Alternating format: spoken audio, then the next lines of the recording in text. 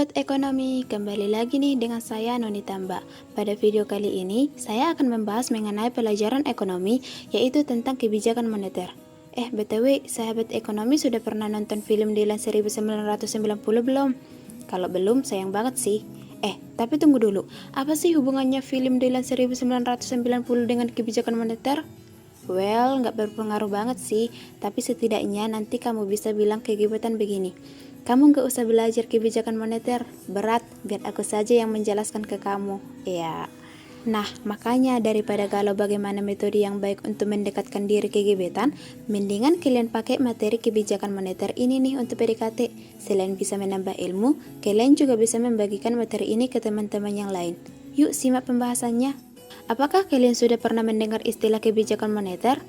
Mungkin sebagian besar dari kalian yang lahir tahun 98 sering mendengar sejarah Krismos alias krisis moneter dari orang tua atau guru kalian, bukan?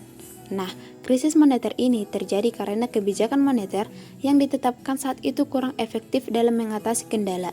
Jadi, sebenarnya apa arti kebijakan moneter itu sendiri? Kebijakan moneter adalah kebijakan pemerintah melalui bank sentral atau otoritas moneter untuk menambah atau mengurangi jumlah uang yang beredar di masyarakat guna mengendalikan perekonomian negara menjadi lebih baik. Menjadi lebih baik maksudnya adalah dengan meningkatnya output keseimbangan atau terpeliharanya stabilitas harga. Dengan kebijakan ini, otoritas moneter nantinya akan mengendalikan atau mengarahkan perekonomian makro ke kondisi yang diinginkan atau kondisi yang jauh lebih baik dan mengatur jumlah uang beredar. Tujuan kebijakan moneter. Lalu, sebenarnya apa sih tujuan dari kebijakan moneter ini? Apa pengaruhnya jumlah uang beredar di masyarakat terhadap perekonomian negara? Daripada penasaran dan galau kayak Milia, yuk kita bahas apa sih tujuan kebijakan moneter itu. 1. Menjaga stabil ekonomi. Supaya kehidupan masyarakat bisa selalu tenang dan sejahtera, maka stabilitas ekonomi harus tetap terjaga. Jika jumlah uang beredar melebihi jumlah barang dan jasa yang ada, maka akan terjadi inflasi. 2. Menjaga stabilitas harga. Dengan harga barang dan jasa yang stabil di masyarakat atau tidak naik dan turun mendadak, maka masyarakat akan lebih tenang dalam bertransaksi dan berinvestasi. 3. Meningkatnya kesempatan kerja. Jika jumlah uang beredar dengan barang dan jasa yang tersedia seimbang, hal ini berarti menunjukkan perekonomian yang stabil. Nah, jika sudah stabil, nantinya akan ada banyak pengusaha yang mau berinvestasi. Investasi inilah yang memungkinkan terciptanya lapangan pekerjaan baru bagi masyarakat.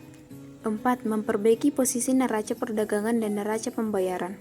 Kebijakan moneter bisa digunakan untuk memperbaiki posisi neraca perdagangan dan neraca pembayaran sehingga tidak banyak terjadi defisit dalam negara, tetapi bisa menjadi seimbang atau bahkan surplus. Golongan kebijakan moneter. Kebijakan moneter dapat digolongkan menjadi dua, yakni 1. Kebijakan moneter ekspansif. Kebijakan ini merupakan kebijakan dalam rangka menambah jumlah uang yang beredar. 2. Kebijakan moneter kontraktif. Kebijakan ini merupakan kebijakan dalam rangka mengurangi jumlah uang yang beredar. Biasanya disebut juga sebagai kebijakan uang ketat. Oke, bagaimana sahabat ekonomi? Apakah sejauh ini materi kebijakan moneter di video ini sudah cukup membantu? Pastinya sudah cukup membantu teman-teman semua lah ya. Sekian pelajaran tentang kebijakan moneter. Jangan lupa untuk subscribe dan like ya teman-teman. Sampai jumpa.